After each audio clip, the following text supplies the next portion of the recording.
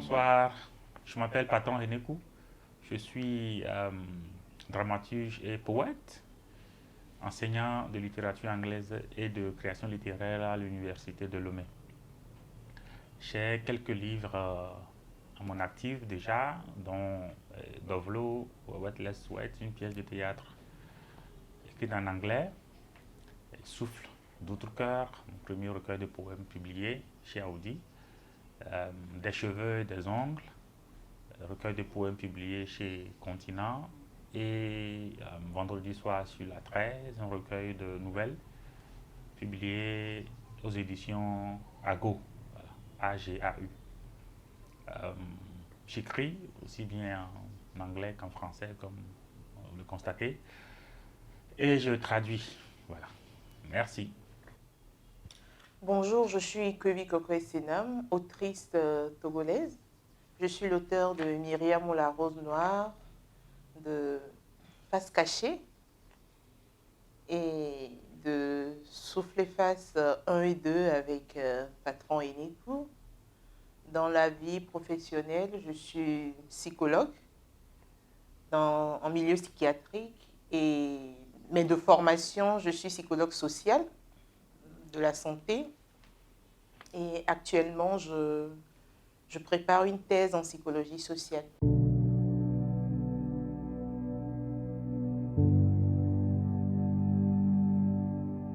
Bon, est-ce qu'on peut parler dans ce sens d'une naissance? Sinon, c'était par, au départ par hasard, et après, à l'issue euh, d'un malentendu ou carrément d'une dispute. Euh, Hasard et dispute parce que, après avoir lu Face cachée, j'ai échangé avec Essinam, et pendant la discussion, je lui ai dit avoir le niveau d'écriture de Face cachée, elle pouvait facilement faire de la poésie. Elle a dit non, qu'elle n'était pas du tout poète, qu'elle n'avait pas la fibre poétique et tout. Et en tout cas, on ne s'était pas mis d'accord sur la question. Moi qui pensais qu'elle pouvait faire la poésie, Et jusqu'à aujourd'hui, je pense qu'on n'est toujours pas d'accord. et elle qui dit qu'elle ne pourrait jamais écrire de la poésie. Et donc voilà, et la dispute. Et le hasard, c'est qu'un jour, je l'ai vue au campus, elle passait, et, et je l'ai taquinée. Euh, je l'ai taquinée avec un court texte qui ressemblait à la poésie. Elle a répondu en restant dans cette veine-là. Et voilà, tout est parti. On a décidé de continuer dans, dans cet exercice qui est devenu comme un atelier d'écriture à ciel ouvert, puisque ça se déroulait dans le groupe WhatsApp des éditions Audi, voilà. Et donc on a continué, et derrière on essayait de peaufiner, d'orienter, d'encourager. Orienté, je ne pense pas, parce que à la base, quand on a publié les premiers tests dans le groupe, je tiens à préciser que en ce moment, je ne pourrais pas dire que je connaissais Patron Enekou, parce qu'on s'est rencontrés à un café littéraire où il était critique sur le plateau. Le café littéraire concernait d'ailleurs l'ouvrage de Calavono. Et c'est à la fin qu'on a échangé quelques mots, donc on ne se connaissait pas. Et c'est à la fin de l'écriture du livre qu'on s'est vraiment rencontrés. En quelque sorte, on a vraiment échangé.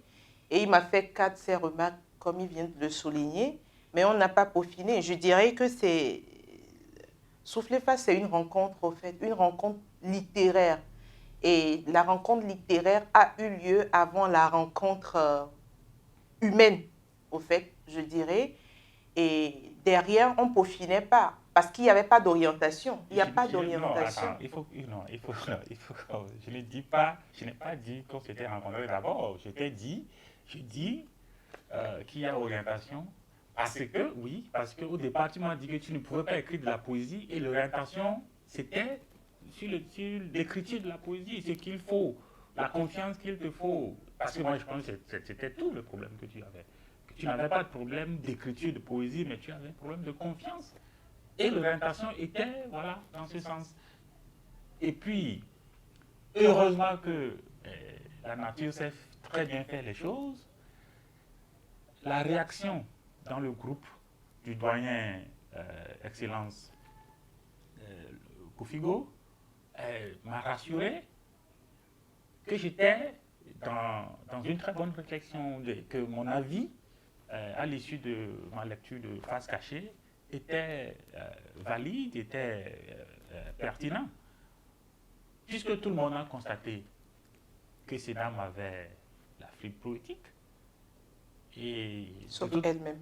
De toute façon, Souffler Face en est la preuve.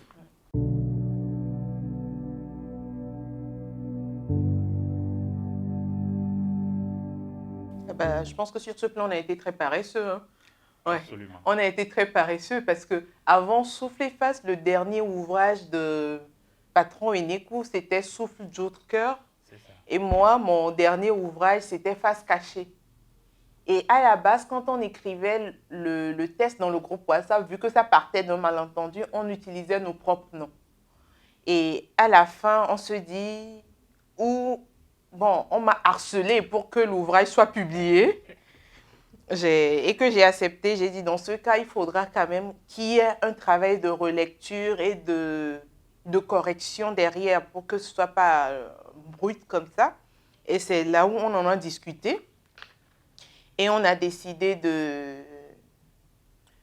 choisir Souffle en référence à Souffle d'autre cœur et Face en référence à Face cachée pour... Je crois que c'est Aoudi qui a fait cette proposition, je crois. Je ne me rappelle plus trop. Mais d'autant plus que ce que je retiens, c'est que dans le champ littéraire togolais, chaque fois qu'on sort un nouvel ouvrage, les gens oublient nos noms et commencent par nous appeler par le titre de nos ouvrages. Et en ce moment, lui, c'était Souffle et moi, c'était Face. Et je pense que l'éditeur ne s'est pas trop creusé la tête si le nom vient de lui, plus que nous. Donc, on est parti sur Souffle et Face. Je crois qu'il faut aussi corriger. Personne t'a harcelé. Il faut faire attention aux mots que tu utilises. Non, mais on m'a harcelé parce que dans mon entendement, jamais je ne publierai de la poésie. Oui. Bon, mais avec la pression de l'éditeur qui pratique... Pas une pression. Il nous a invités à publier nos textes. Ah bah, pour toi, peut-être c'est une invitation, mais pour moi, ce n'était pas une invitation. Donc, non, il faut qu'on revienne là. Puisque la postérité va avoir accès à cette vidéo, il faut qu'on dise des choses telles que sont passées.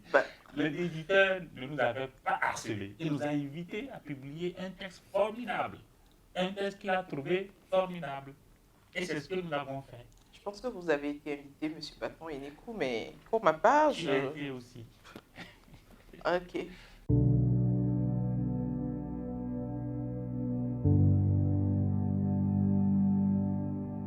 Il n'y avait pas de contexte au départ. Pour moi, l'exercice consistait à faire écrire de la poésie à Essenam, qui, elle, prétendait qu'elle n'avait pas de la fibre poétique. Donc c'était ça. Bon, maintenant le reste, c'est venu après que tu nous as invités à publier le texte. Je crois que l'atelier a eu une phase 2. La première phase étant l'écriture en direct et la deuxième phase a consisté à retravailler les textes, à maintenant situer tout dans un contexte qui plaise, qui donne de la substance. Voilà. Et on a choisi la guerre sous fond d'amour ou l'amour sous fond de guerre. Bon, je ne sais pas. Oui, c'est un peu ça. Et puis, je pense qu'au départ, pour ceux qui ont déjà lu Souffle et Face 1, au départ, les tests allaient aussi un peu... et puis, je pense que, je dirais pas dans tous les sens, mais allaient un peu comme... les tests étaient libres, au fait. Il n'y avait pas de thème de fond pour ceux qui ont pris le temps de lire. Mais après, quand même, vu les réactions dans le groupe, je pense qu'après quelques vers, on s'est quand même écrit pour décider d'une thématique. Mais ce qui était intéressant aussi dans ce travail d'écriture-là, c'est que la thématique est définie amour sous fond de guerre ou guerre sous fond d'amour. Je ne me rappelle plus non plus. Mais ce qui est intéressant, c'est qu'il n'y avait pas d'histoire prédéfinie. Il n'y avait pas d'orientation prédéfinie. Les textes allaient avec la sensibilité de l'autre. Il y avait une certaine liberté. Dans tout le recueil, Patron a gardé sa liberté, sa vision des choses, son intégrité. Et moi aussi, pareil, j'ai gardé cette liberté d'écriture-là, ma vision des choses, ma vision de l'amour, ma vision de la guerre. Et ça, je pense que c'est d'autant plus intéressant dans le champ littéraire, dans la mesure où souvent, quand on écrit, on a cette tendance à vouloir orienter les personnages, à vouloir leur faire dire parfois des choses qu'ils ne diraient pas, ou bien à vouloir leur imposer un rôle dans lequel ils ne se retrouvent pas. Et là, dans ce projet d'écriture, Patron, c'était Souffle, moi, c'était Face, avec ma personnalité, mon authenticité, lui, pareil. Et il me répondrait comme il répondrait s'il était un personnage, quoi. Et je pense que ça aussi, c'est un des aspects intéressants qui ont fait que cet ouvrage a été un succès, dans la mesure où il y a la rencontre de deux personnalités différentes qui se répondent comme si c'était dans la vie réelle, au fait, en respectant la différence de l'autre. Oui, je crois que ce qu'il faut ajouter, c'est aussi en termes d'originalité, euh, je crois que le thème le plus, je ne crois, humain, le plus populaire, le plus banal, c'est l'amour. Et je crois que depuis que le monde est monde, l'amour a toujours existé à traverser les millénaires, etc. Mais le défi ici, c'est de parler d'amour sans lasser euh, le lecteur ou comment les, les L'électrice. lectrices. Et, et je crois que SNAM, en laissant libre cours, une certaine euh, libre expression des émotions, de ce qu'elle ressentait par rapport au travail sur le terrain. C'est bien de le préciser. Oui, je crois qu'en le faisant, elle est parvenue à entrer dans le cœur de plusieurs femmes, à exprimer le désir, la passion, le manque de plusieurs femmes qui finalement se retrouvent dans Souffle et Face 1. Et j'ai eu beaucoup de retours des femmes qui s'imaginaient à la place de Face et dont on pourrait comprendre le besoin, le manque qu'il y a en termes d'expression, d'affection ou d'amour et tout. Et voilà, je crois que c'est un aspect qu'il faut noter. Ça fait partie des points forts du recueil. Parler d'amour d'une façon à ne pas lasser, avec un style quand même qui est plutôt fuyant. C'est-à-dire que, bon, c'est que le style fait semblant de ne pas parler d'amour, mais en le faisant de façon subtile, avec des mots euh, qui s'y prêtent vraiment. Voilà.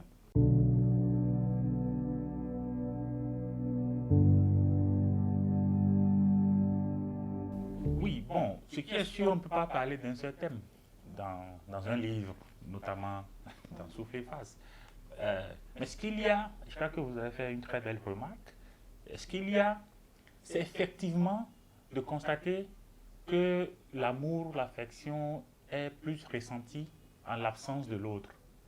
Et donc, que Souffle soit parti en guerre et que c'est son manque qui crée tout le bouleversement, toute cette fusion qui a amené à cette rédaction.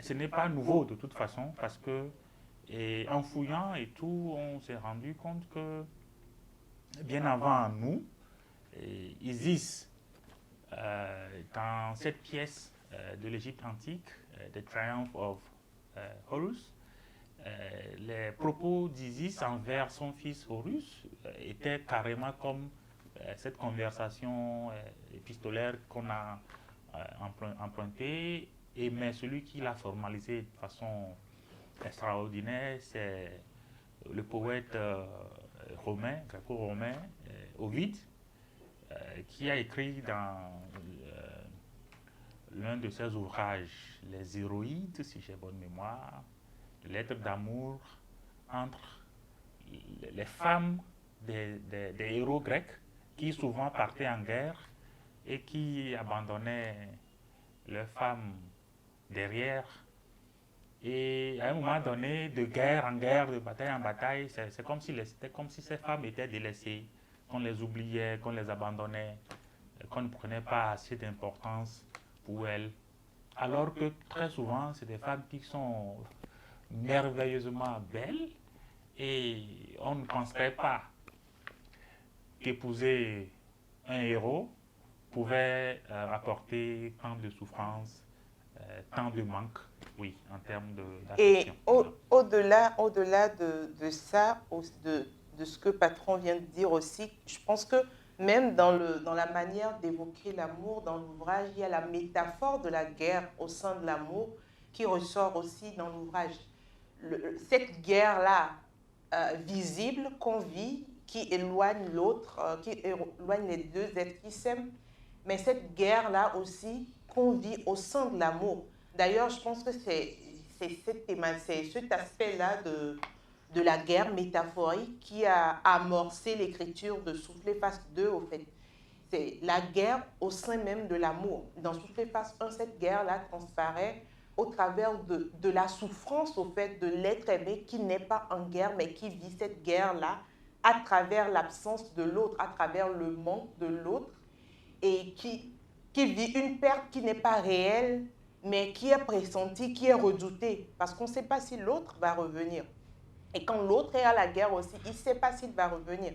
Donc c'est une façon métaphorique aussi de vivre l'amour. Et cette métaphore-là ressort plus dans Souffler face 2. D'ailleurs, c'est cette métaphore qui a inspiré Souffler face 2.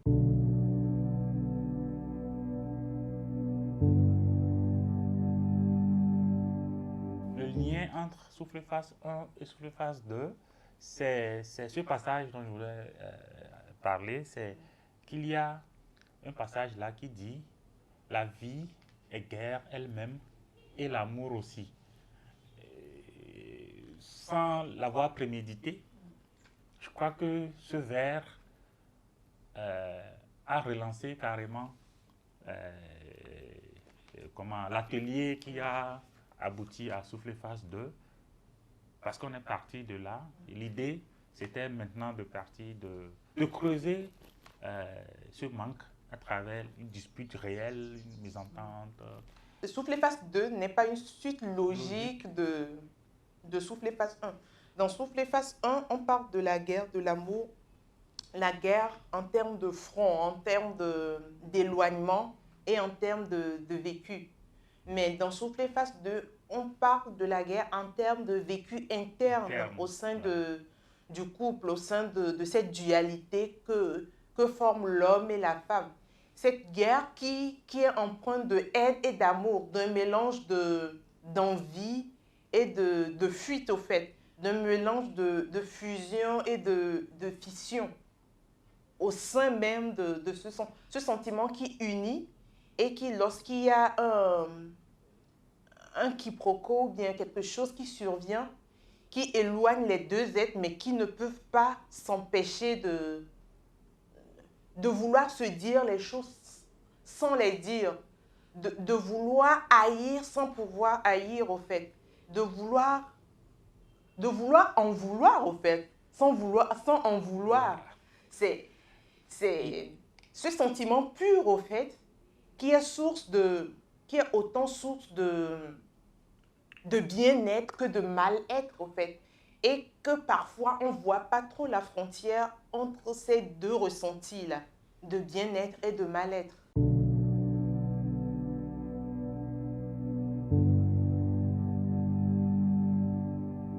je crois que ce qui se passe ici, c'est que nous sommes en présence de deux personnages, Souffle Face, qui sont peut-être très forts quand il s'agit des questions qui exacerbent le vivre ensemble, et très faibles quand il s'agit euh, d'exprimer euh, ce qu'ils ressentent l'un pour l'autre.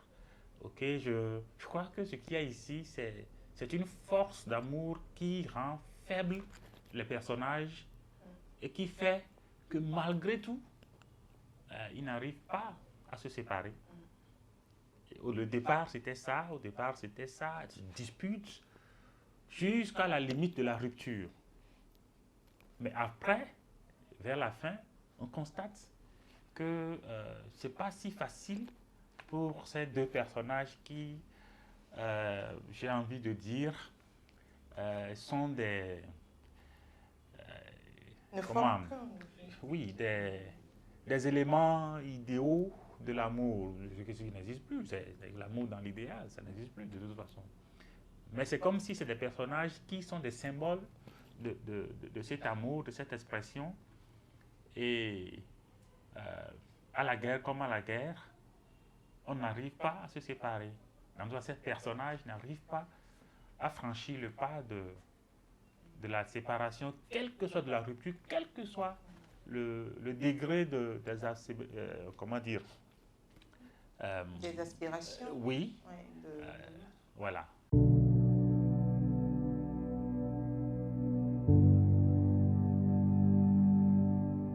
En écoutant la question, j'ai envie de me demander, est-ce que ceux qui font Est-ce que Serge Azialé ne joue pas un jeu dangereux tous les jours quand il sort un ouvrage? J'ai envie de me poser la question. Parce que Serge Azialé, on connaît son écriture, son l'orientation de sa pub. J'ai envie de dire, est-ce que ceux qui écrivent sur la guerre, est-ce qu'ils jouent un jeu dangereux? La littérature, elle est ce qu'elle est, quoi. Elle est une forme d'écriture, d'expression. Moi, j'ai tendance même à dire que la force que je mets dans mes textes, j'arrive pas à le... Autant je peux exprimer des trucs assez forts dans mes ouvrages, autant dans le réel, il me serait difficile, lorsque je ressens ces émotions, de trouver ces mots-là pour les exprimer. Autant la littérature est indissociable des auteurs. Maintenant, si la réponse n'est pas claire, veuillez clarifier votre question. Non, non, je crois qu'il faut que ce soit sérieux. Non, Ben, je suis tu sérieuse, as hein? lu, non, c'est pas par rapport à toi. Est-ce que toi, tu ne peux pas, tu viens de le dire, quand dans la vie réelle, tu ne pourrais pas exprimer ton ressenti Ouais. à un homme, Non, je peux l'exprimer, mais pas comment, avec autant de la même liberté, intensité, au fait. intensité et Je n'ai liberté. pas parlé de liberté. Bon, mais si tu as la liberté de le faire, je crois que l'intensité viendra. Non, je peux avoir cette liberté-là, mais sur le coup, ne pas trouver des mots. Je ne censure pas Non, qu'est-ce qui ma te bloquerait? liberté. Voilà. Non, je ne censure pas ma liberté de Qu'est-ce le qui te faire. bloquerait en ce C'est sens? l'intensité des sentiments qui fait que je ne trouve pas mes mots. C'est deux choses différentes. Quand tu me parles de liberté, c'est comme Oui. si je peux, mais je suis contraint de le faire. Mais lorsque je vis un truc réel, c'est pas moi qui le censure, c'est que ça s'impose. Bon, de toute façon, je te pose la question par rapport à ce que tu as dit. Ce n'est pas que c'est moi Ben, qui de le toute pense. manière, là, on n'est pas là pour faire le procès de mes émotions et Non, pas de du l'expression tout. de mes Il émotions, n'y a pas de procès qui se passe ici. mais Mais ce que moi je voudrais dire, c'est que nous avons tous lu Sami Chak. Nous avons lu, comment elle s'appelle, Alex Sakis, Serge Azialé, Café China et bien d'autres. J'ai bien envie de voir si les auteurs vivent ce qu'ils écrivent dans leurs textes. Bon, de toute façon, ce qui est intéressant ici, c'est que la littérature a toujours été un jeu dangereux. Que ce soit pour le lecteur, pour une société plus large, peut-être même pour les politiques. La littérature a toujours été un jeu dangereux. Il y a des gens qui sont attaqués, Salman Rushdie récemment et d'autres. De toute façon, moi j'assume. Mais je crois qu'il ne faut pas extrapoler. C'est un jeu d'écriture. Même si c'est dangereux, c'est un jeu. faut pas empêcher aux Mais enfants de jouer aux jeux dangereux. Et dangereux nous, pour qui, au fait? non, je sais pas, mais dangereux de façon générale. Ok. Mais moi, je suis adulte.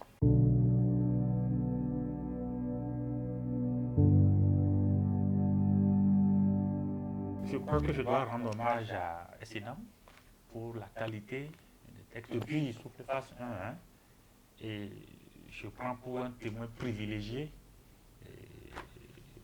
le poète Kofigo, c'est un petit tranquille de la Firmi. Et donc, mais dans Souffle Face 2, et c'est n'a mené, hein, c'est elle, comment, le milieu de terrain et l'attaquant en même temps. Et donc, c'est elle qui a mené le jeu, c'est elle qui a. euh, Non, c'était là, autant ce recueil je dirais, entre griffes, est tombé Spontané. du ciel, est spontané, autant là, c'est un projet qui était pensé. Et c'est une décision, je n'ai pas mené, c'est juste que là, c'est lui qui avait écrit le premier texte. Et dans le second, il était convenu que c'est moi qui amorce. C'est tout, mais c'est lui le poète. C'est pas moi la poétesse, c'est lui le poète. Donc, En tout cas, je ne veux pas trancher parce que je suis parti. Je laisse les lecteurs euh, décider après lecture. Ceux qui ont lu Souffle Face 1 liront, je le pense, je le souhaite, Souffle Face 2 et ils diront si c'est un seul poète qu'il y a dans ce recueil ou c'est deux poètes qui ont fait ce travail. oui, je En tout pense. cas, Et moi je tiens à féliciter Essenam pour cette écriture très formidable. Une écriture flamboyante, mais qui a du punch, oui, en dessous. Voilà. ouais. Et moi, je trouve aussi que je tiens à féliciter Patron Enekou Oh, oh. qui... Faut pas le dire parce que je t'ai félicité en premier. Non, même pas. Même pas. Tu sais que c'est pas dans mes habitudes aussi. Non, mais je tiens à le féliciter parce que au-delà de tout ce que je raconte, c'est vrai que si aujourd'hui j'arrive à écrire des vers, c'est grâce à lui aussi.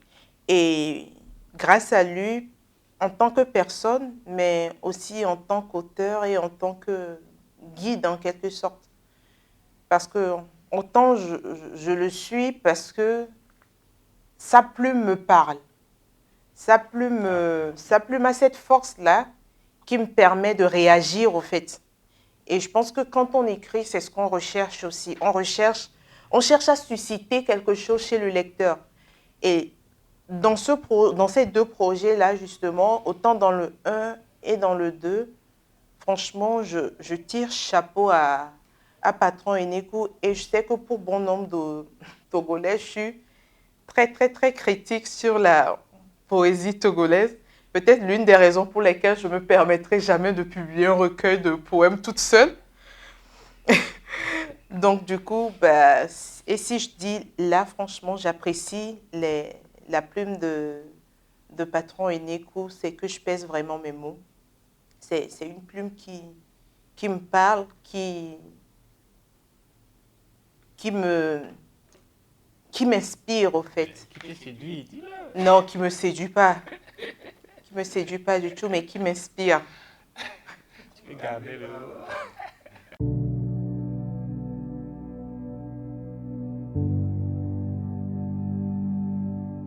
Je te parle de quelque chose. La vie est guerre elle-même et l'amour aussi. Par ici, j'ai vu des fleurs embrasser la tendresse de ce vent léger fauché à la vie. Ta voix me parvient au milieu de ces moments infernaux, portée dans le dos des vagues de ton âme prise par l'angoisse. Je ne te parle pas de la guerre de cette vie, au milieu des feux et des larmes et du sang taché par le rire et le pot du champagne de ceux qui célèbrent la mort. Et j'ai vu des dizaines de papillons emporter mon cœur et le plonger dans une coupe de nectar d'hibiscus, souvenir des délices de tes lèvres. Et je reviens par les sentiers étroits qui mènent à ton village natal, délivrer ton cœur de sa tristesse et ton corps de la solitude. Je reviens, tel un chevalier intrépide sur les vagues de tes désirs nocturnes, te couvrir des draps de ma chaleur et adoucir tes rêves de la tendresse de mes baisers tirés du livre de la Genèse, écrit des mains de ta. Je reviens, de si proche de ton cœur, de si loin tes angoisses, portées sur les ailes de tes souffles courts, couleur arc-en-ciel. Je m'empresse d'étancher ta soif de vie, ô ma déesse, d'une gourde pleine de cocktails de nectar recueillis des fleurs de mon jardin sauvage. Souffle. Je lis à travers ces mots l'abîme de ton cœur, noué dans le voile de l'incertitude et d'un désir ardent du retour. Mon cœur saigne, mon âme est en peine. Plus les jours passent, plus mon espoir grandit, plus la peur m'envahit. Ma vie trépidante et couleur arc-en-ciel se ternit jour après jour. L'existence perd sa saveur et m'entraîne dans sa chute. Le ciel s'assombrit sur nos têtes. Les fleurs de notre jardin se dessèchent. Les nuits sont faites d'orages et les jours de tourbillons. Tout se ternit, tout s'assombrit. Mais dans notre jardin, la rose au milieu garde toujours sa beauté et son éclat. Elle résiste aux ouragans de la vie et à la tristesse du temps. Malgré la sécheresse du sol, elle est la promesse d'un retour certain. Elle est la preuve d'un sentiment sincère. Elle est toujours là, pour toi, pour moi, pour nous, ici et en dehors d'ici. Je suis lasse d'incertitude, lasse de solitude. Pourtant, à ma fenêtre, la flamme reste toujours allumée et ma porte ouverte. Malgré le sang, l'horreur, la peur, l'angoisse de mes nuits, mon cœur s'abreuve d'amour, de rêve, de toi, de nous. Triste solitude, triste existence, que créent ces hommes qui remplissent leur coupe de champagne pour chaque vie perdue. Triste solitude, triste existence, me laisse dans l'attente de l'élu cantor, de l'élu héros. Reviens, face. N'est-il pas trop tard pour sacrifier ta reine aux portes de la cité? Tandis que ta mitraille en avant, cavalant sans honneur, tu pars conquérir des cités étrangères, je règne. Tandis que ma limaille en feu réclamait ta mitraille, tu pars limer des bigailles éphémères, je règne. Tandis que ta tiraille en esta giclant d'étincelles, tu pars enflammer des canons ennemis, je règne. Je suis restée loyale à la cité, celle que nous avons, construite avec nos cœurs, nos âmes et nos sangs. Alors n'est-il pas trop tard pour condamner ta reine, pour camoufler ta lâcheté? Toi, mon chevalier si brave et si fidèle, noble de cœur, de sang et d'âme, te voilà aujourd'hui traître sans honneur, abruti par la guerre, aveuglé par les étincelles des balles, assourdi par les chants des canons, affaibli par la fumée des tirs. Te voilà aujourd'hui perdu dans la bataille, tirailleur sans repère. Te voilà aujourd'hui cavalant sans honneur, chevalier sans patrie. Tu as fissuré les murs de notre cité. Je suis resté seul aux portes de la cité, combattant l'ennemi et combattant toi, mon amour traître. Fils de Mars, dis-moi, de quelle guerre es-tu, ferraille? La cité, c'est toi, c'est moi, c'est nous. Elle est à l'image de toi, de moi, de nous. De quelle bataille es-tu, mitraille? Tu es ma source d'énergie, celle où ma limaille prend feu et illumine le ciel. Tu t'éloignes, je m'éteins. Tu t'éloignes, je m'éteins. Notre cité s'assombrit. Plus qu'une étincelle. Je veille, je règne, j'espère. Alors, je continuerai de chanter des calypsos aux portes de la cité s'il le faut. Comme celle qui enveloppe, qui scelle, je patiente, dans l'espoir ferraille que tu retrouves ta cité, ta guerre, que tu redeviennes perméable des sens chevaliers, avant que les derniers hibiscus ne cèdent leur place aux roses, et que les épines des roses ne deviennent les seuls vestiges de notre cité. Il n'est pas trop tard, il est temps, j'y crois. Face. Ça fait des chefs d'accusation très graves. C'est toi qui as commencé. La rose de tous les vents. Face d'une cité conquise, tu es un orchestre sans vergogne, sans voix, sans symphonie, sans face, perdu au milieu de tes propos qui ne comptent que 9. Le 10e, celui de l'honneur t'ayant fui. Tu parles de cité, tu parles de fidélité, tu parles d'étincelle, oh, face perdue dans une cité au mur de paille perméable au premier doigt. Que vaut une cité dont les portes accueillent tous les petits doigts du monde? Tu m'accuses de redonner vie au canon que tu as crevé du sable de la plage et de limer des bigailles caduques qui convoitaient ton allégresse. Si seulement tu pouvais savoir. Mais comment pourrais-tu savoir? Toi, la seule à profiter de la bonté de mon âme, alors même que mon cœur t'illuminait de son aura d'honneur, comment pourrais-tu t'en rendre compte? Mon sang ne signe de défaite, mon âme ne s'ouvre qu'à la bonté, et mon cœur n'est perméable qu'à la langue qui sait compter 10. Tu t'es couverte de nuit pour des doigts qui aiment l'obscurité. Tu chantes des calypsos sans âme pour des oreilles trop larges pour la noblesse de cet art. Souffle.